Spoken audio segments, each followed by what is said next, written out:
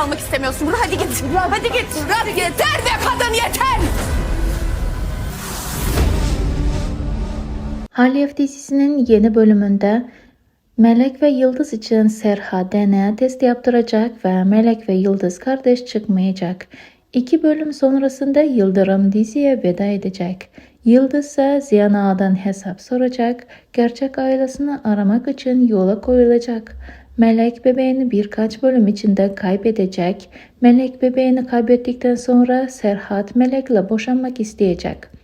Sezon içinde Serhat ve Yıldız düğünü olacak. Melek de senaryoda bir değişiklik olmazsa 3 bölüm sonrasında diziye veda edecek.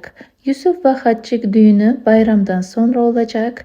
Diziye yepyeni karakterler dahil olacak. Peki arkadaşlar, sizler yeni bölümlerde neler bekliyorsunuz?